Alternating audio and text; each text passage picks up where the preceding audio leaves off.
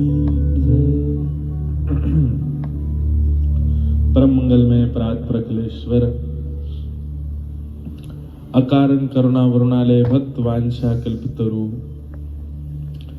तड़िद्वत विनंदित पीतांबरधारी श्री बाल कृष्ण लाल की, श्री द्वारिकाधीश प्रभु की वांगमयी शब्दमयी प्रतिमूर्ति हम आप सबके मध्य में विराजमान श्रीमद् भागवत महापुराण को बारंबार प्रणाम। श्री द्वारिका धाम जिसे द्वारावती कहा जाता है, सप्तपुरियों में भी नाम है जिसका, चार धामों में भी नाम है जिनका। मोक्षपुरी और धाम सब में नाम श्री द्वारावती द्वारिका का है। ऐसी द्वारिका में आकर के कथा श्रवण का अपना पुण्य है, पर मैं पुण्य प्राप्ति करने वाले साधनों में मेरी ज्यादा निष्ठा नहीं। सबका अपना अपना मत होता है, मेरा मत एक अलग है कि पुण्य की प्राप्ति, पुण्य का मतलब क्या होता है? क्षीणे पुण्य मर्त्य लोकम विशंति। पुण्य क्षीण होते ही मृत्यु लोक में आना पड़ता। पुण्य का मतलब क्या होता है? पुण्य मिलने से स्वर्ग लोक की प्राप्ति होती है।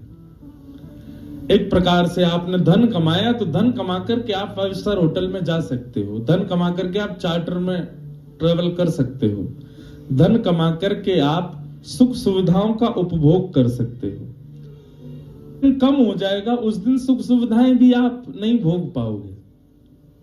ठीक वैसे ही पुण्य का और स्वर्ग का मेल है। आप जितना ज्यादा पुण्य कमाएंगे उस पुण्य के प्रभाव से आपको उतने ही ज्यादा दिन स्वर्ग में रहने का अवसर मिलेगा। हमें स्वर्ग चाहिए नहीं हो, विशेष रूप से यहां जितने भी बैठे हैं श्री वैष्णव, हम श्री वैष्णवों के लिए तो वैकुंठ है, और वैकुंठ का तो रूप है कि वहां जाने के बाद फिर पुनः आना नहीं पड़ता। और क्षमा की जगह पुण्य से वैकुंठ नहीं मिलता, पुण्य से स्वर्ग ही मिलता है।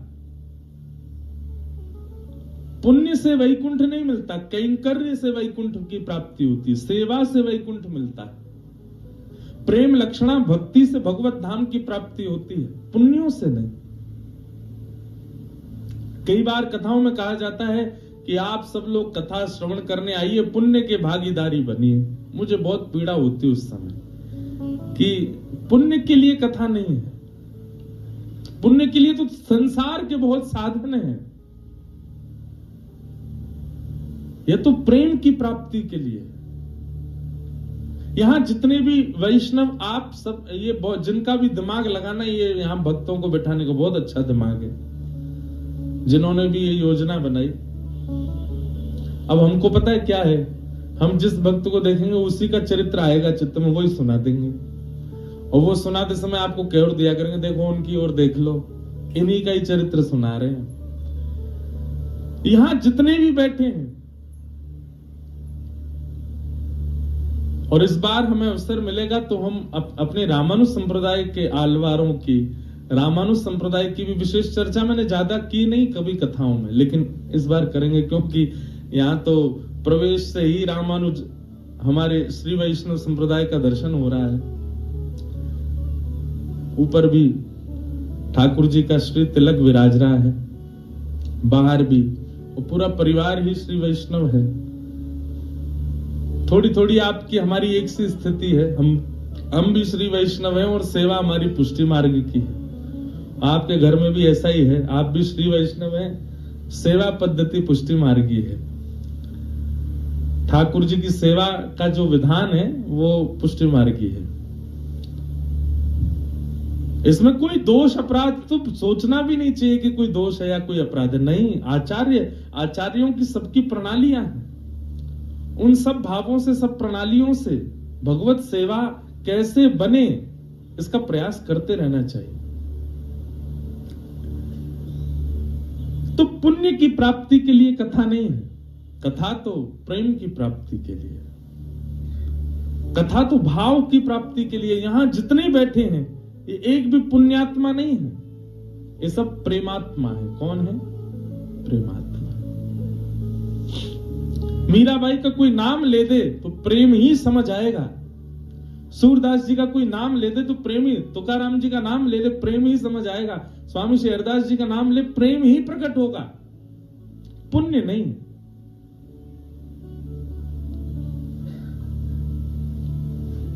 और श्री कृष्ण प्रेम प्रिय हैं। तो भागवत की कथा या धाम में आगमन या सागर गोमती में स्नान, इन सबके पीछे एक ही उद्देश्य होना चाहिए। हे ठाकुर जी, हमारे चित्त में प्रेम प्रकट कर दीजिए। हम संसार में रहकर के बहुत मलिन हो चुके हैं, बहुत ज्यादा हमारे अंदर अस्थिरता आ चुकी है, हम जड़वत होते जा रहे हैं। नाथ, हमारे चित्त को प्रेमी बना दीजिए। नरसिंह मेहता प्रेम की साक्षात प्रतिमूर्ति, जिनके लिए यही द्वारिकाधीश सेठ बन जाते हैं और हुंडी भरते हैं श्री नरसिंह मेहता जी की।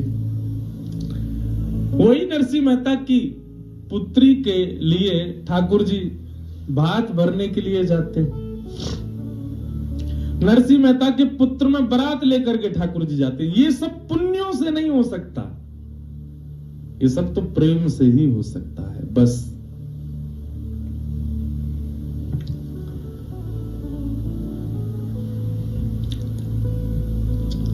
आप भी अपने संबंधों में किसी के लिए पूर्ण रूपेण न्योछावर तब होते हैं जब उसके प्रति प्रेम हो। हर प्रकार के संबंध होते हैं। आप सब लोग बिजनेस भी करते हैं, किसी से आपका व्यापारिक संबंध है, किसी से आपका धन का संबंध है, किसी से आपका अपने कार्य की सिद्धि का संबंध है। सबके लिए आप सहज थोड़ी हो जाते हो, लेकिन जिससे प्रेम होता है उसके लिए अति सहज हो जाते हो। द्वारिकाधीश के दरबार में कोई तो ठाकुर जी से व्यापारी संबंध बनाने आया है। वो हर महीना आता है द्वारिका, मुंबई से। क्यों आता है? लेकिन मेरा कारोबार बढ़िया चलता रहे, द्वारिकाधीश कृपा दृष्टि रखना। तो श्री द्वारिकाधीश उससे व्यापारिक संबंधी रखते हैं, इसका कारोबार बनाना है हमको। कोई अपने घर की सुख सुविधाओं के लिए ठाकुर जी के पास आता तो ठाकुर जी उससे वैसा संबंध रखते हैं। पर द्वारिका कोई केवल श्री द्वारिकाधीश जी को देख नहीं आता, बस उसका प्रेम है ऐसा ठाकुर जी से, तो ठाकुर जी भी उसको उसी भाव से देखते हैं।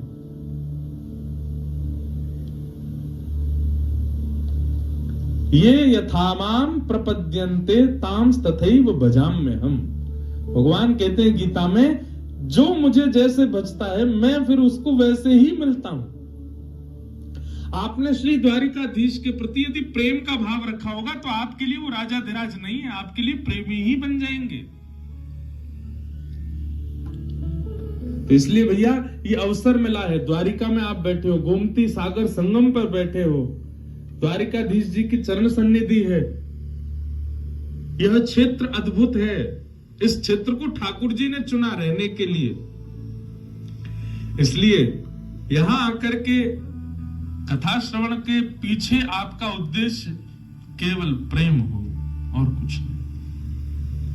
हम तो ये क्या, हमारी कहीं भी कथा होती है हम सब जगह यही कहते हैं, प्रेम ही मांगो। और क्या मांगना ठाकुर जी से? प्रेम। ये वही नगरी है जहां एक विप्र का आगमन हुआ, और उस विप्र के आगमन के बाद इस नगरी ने वह दृश्य देखा जो कभी सोचा नहीं था। क्या?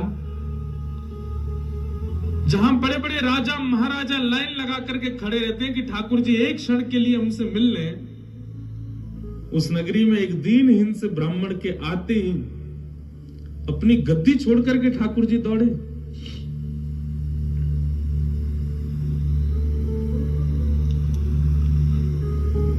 आज जब से हम जामनगर उतरे तब से हमको श्री द्वारिका और द्वारिकाधीश जी का ही स्मरण, यहां का भाव स्मरण हो रहा था। जितने भी गृहस्थ आश्रमी अगर कथा सुन रहे हैं तो बहुत ध्यान से सुनिएगा। प्रत्येक गृहस्थाश्रमी के लिए द्वारिका गुरु स्थान है। यहां जरूर आकर के प्रणाम करके जाया कीजिए। एक गृहस्थाश्रमी को अपने जीवन में क्या क्या नियमों का पालन करना चाहिए, एक व्यापारी को क्या क्या नियमों का पालन करना चाहिए, एक कर्मठ व्यक्ति को, एक धनवान व्यक्ति को, एक विप्र को, एक ब्राह्मण को किन किन नियमों का, वो द्वारिका से सीखिए। द्वारिका लीला सामान्य लीला नहीं है।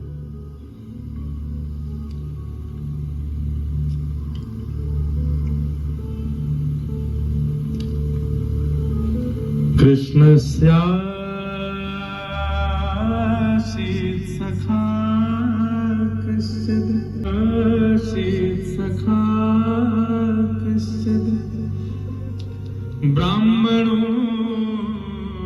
ब्रह्मवित्तमः विरक्तेन्द्रियार्थेषु प्रशान्तात्मा जितेन्द्रिय।